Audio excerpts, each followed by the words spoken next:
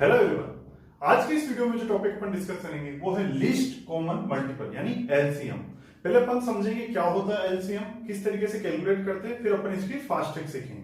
आइए स्टार्ट करते हैं। सबसे पहले एलसीएम होता क्या है। एक चीज होती है मल्टीपल। मल्टीपल मतलब अगर मैं बोलता हूँ 4 2 का मल्टीपल है तो अपन को पता है कि 4 2 को पूरी तरीके से डिवाइड करेगा। इसी तरीके से बोलता हूँ मैं 8 यानी 8 किसका मल्टीपल है 2 का, और 4 का भी मल्टीपल है 8। यानी मल्टीपल एक ऐसा नंबर होता है जो दूसरे नंबर को पूरी तरीके से डिवाइड करता है, यानी कोई भी रिमाइंडर लेफ्ट नहीं होता। अब जब मैं बात करता हूं कॉमन मल्टीपल, कॉमन मल्टीपल क्या होगा। अगर मैं 8 की बात करता हूं तो 8 2 और 4 का कॉमन मल्टीपल है। क्यों? क्योंकि 8 2 से भी पूरी तरह से डिवाइड होता है और 4 से भी पूरी तरीके से डिवाइड होता है। तो यानी 2 का मल्टीपल है 8, 4 का मल्टीपल है 8 और कॉमन मल्टीपल यानी 2 और 4 दोनों से डिवाइड होता है 8। एक चीज आती है least common multiple. Common multiple अपन को पता लग गया 8 होता है। अब अपन को पता लगाना 2 और 4 का अगर लीस्ट कॉमन मल्टीपल क्या होगा। ऐसा कोई नंबर जो 2 से भी डिवाइड होगा, 4 से भी डिवाइड होगा और वो सबसे छोटा होगा। तो ऐसा नंबर कौन सा होगा? 8 से छोटा कोई नंबर है? हाँ है 4। 4 2 से डिवाइड होता है पूरी तरीके से? हाँ होता है। 4 4 से डिवाइड होता है पूरी तरीके से? हाँ होता है। यानी 2 और 4 का लीस्ट कॉमन मल्टीपल क्या होगा? 4। तो सबसे पहले अपन ने देखा मल्टीपल क्या होता है, कोई भी ऐसा नंबर जो पूरी तरीके से डिवाइड करता है। कॉमन मल्टीपल एक ऐसा नंबर जो दो नंबर से डिवाइड हो रहा हो, और लीस्ट कॉमन मल्टीपल ऐसा सबसे छोटा नंबर जो उन दोनों नंबर से डिवाइड हो रहा हो। आइए एक एग्जांपल से समझते हैं। अगर अपने को नंबर दिए हुए 2 4 8 और 16, अपन को बोला है कि अपन को क्या निकालना है, इनका एलसीएम निकालना है यानी लीस्ट कॉमन मल्टीपल निकालना है। लीस्ट कॉमन मल्टीपल क्या होगा? एक ऐसा नंबर सबसे छोटा जो इन चारों से डिवाइड हो रहा होगा। अब यहाँ पर अपन को जो ट्रिक है वो किस तरीके से अप्लाई करनी।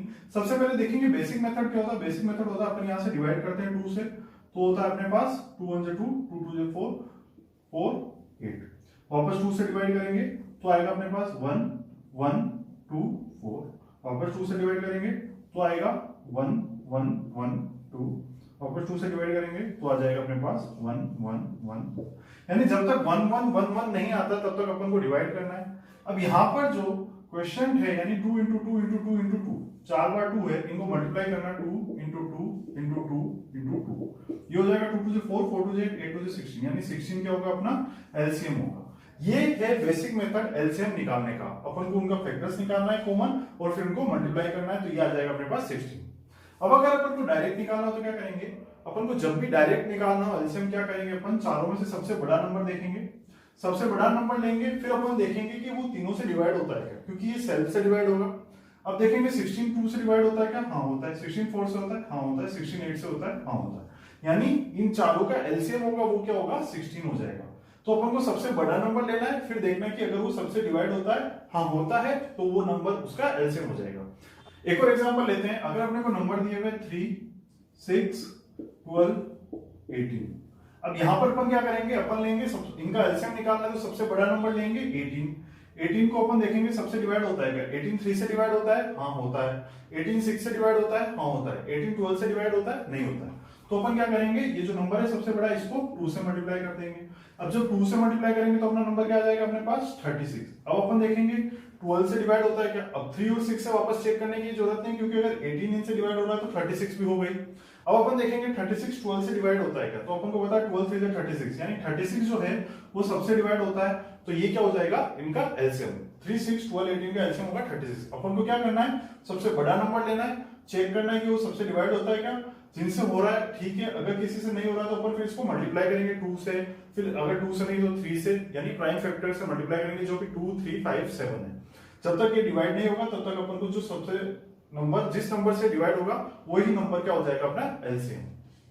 एक और एग्जांपल लेते हैं। अगर अपने को 5 10 30 और 50 का एलसीएम निकालना है तो देखेंगे सबसे बड़ा नंबर कौन सा है 50। अब चेक करेंगे 50 5 से डिवाइड होता है क्या? हाँ होता है। 50 10 से डिवाइड होता है क्या? हाँ होता है। 50 30 से डिवाइड होता है क्या? नहीं होता है। तो अपन क्या करेंगे, इसको मल्टीप्लाई कर देंगे 2 से। 2 से मल्टीप्लाई करते हैं तो क्या आएगा 100। 100 30 से डिवाइड होता है क्या? नहीं। फिर अपन मल्टीप्लाई करेंगे 3 से, तो 53 से क्या आता है अपने पास 150।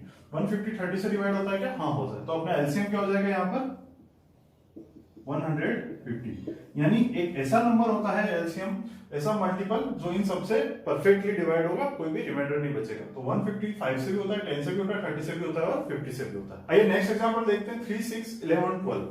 अब यहाँ पर सबसे बड़ा नंबर क्या है अपने पास 12। अपन देखेंगे 12 3 से डिवाइड होता है क्या? हाँ होता है। 12 6 से डिवाइड होता है क्या? हाँ होता है।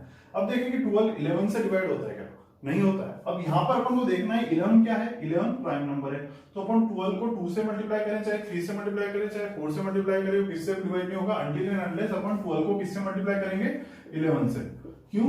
क्योंकि एक प्राइम नंबर है और प्राइम नंबर या तो खुद के मल्टीपल से डिवाइड होगा, तो 12 को 11 से मल्टीप्लाई करेंगे तो अपना आंसर आ जाएगा 132। तो ये हो जाएगा अपना एलसीएम। तो जब भी अपने पास प्राइम नंबर आएगा, अगर वो नहीं डिवाइड हो रहा है तो अपन क्या करेंगे, प्राइम नंबर से मल्टीप्लाई कर देंगे, तो अपना एलसीएम हो जाएगा डायरेक्ट 12 into 11 यानी 132। आइए एक और एग्जांपल लेते हैं। अब यहाँ पर अपने को दिया है 5, 7, 25 और 50। तो सबसे बड़ा नंबर है अपने पास 50। अपन देखेंगे 55 से डिवाइड होता है क्या? हाँ होता है। 50 25 से डिवाइड होता है? हाँ। 57 से डिवाइड होता है? नहीं। अब ये 7 जो है ये क्या है, यहाँ पर प्राइम नंबर है, तो अपन को एलसीएम निकालना है, तो अपन प्राइम नंबर आ जाएगा, तो क्या करना पड़ेगा अपन को, प्राइम नंबर को सबसे बड़े नंबर से मल्टीप्लाई, तो 7 करेंगे, इसको मल्टीप्लाई करेंगे 50 से, तो क्या आ जाएगा 350। तो इस केस में अपना एलसीएम क्या हो जाएगा, 5, 7, 25 और 50 का 350। अब जब भी यहाँ पर अपने को 2 से ज्यादा डिजिट दी हुई और 1 से ज्यादा जीरो है लास्ट में, या तो 1 जीरो या 2 जीरो या 3 जीरो, तो कैसे करना है, अपन सबसे पहले जीरो को डिस्कार्ड कर देंगे, यानी 2 जीरो अपन ने सब में से कैंसिल कर दिया। अब अपन देखेंगे 3, 5 और 10 का एलसीएम क्या होगा, सबसे बड़ा नंबर है 10। 10 5 से डिवाइड होता है क्या? हाँ। 10 3 से डिवाइड होता है कि नहीं? तो 10 को 3 से डिवाइड करने के लिए क्या करना पड़ेगा अपने को, 3 से मल्टीप्लाई, तो अपने पास आ जाएगा नंबर 30, यानी 30 3, 5 और 10 का एलसीएम है। अब अपन ने 2 जीरो कॉमन लेके डिस्कार्ड किया, तो लास्ट में अपन क्या करेंगे, 2 जीरो लगा देंगे, तो इस टाइप से अपना एलसीएम क्या आ जाएगा, 300, 500 और 1000 का 3000। तो अपन को जो कॉमन जीरोस है उनको डिस्कार्ड करना है और जो रिमेनिंग नंबर उनका एलसीएम निकालना है। फिर लास्ट में उन अगर आपने 2 जीरो डिस्कार्ड किए तो 2 लगाना है, 3 किए तो 3 लगाना है, 1 किए तो 1 लगाना है, जीरो वापस लगाना है। अब बहुत सी बार कॉम्पिटिटिव एग्जाम में एलसीएम के डायरेक्ट क्वेश्चन आते हैं कि अपन को 3 नंबर दिए हुए, अपन को उनका एलसीएम निकालना है, या कुछ वर्ड प्रॉब्लम आती है जस्ट लाइक दिस। अपन ने एग्जांपल लिया A, B and C start running on a circular track from a common starting point. A complete a circle in 30 second, B in 50 second and C in 60 second. Find after how much time will all three meet at starting point. अब यहाँ पर अपन को दिया है कि तीनों ने एक सर्कुलर ट्रैक पे रनिंग स्टार्ट करी है एक कॉमन पॉइंट से। ए जो है वो सर्कल कंप्लीट करता है 30 सेकंड में, बी 50 सेकंड में और 60 सेकंड में। अब यहाँ पर अपन को क्या निकालना है, इन तीनों टाइम्स का एलसीएम निकालना है, ताकि अपन को पता लग जाएगा कि कितने टाइम के बाद वो स्टार्टिंग पॉइंट पे होंगे। तो एलसीएम क्या हो जाएगा अपने पास,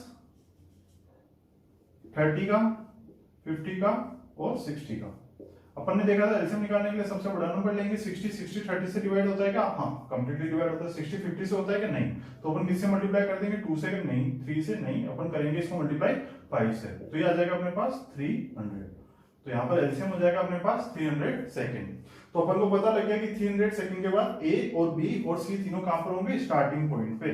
तो ये अपना आंसर हो गया।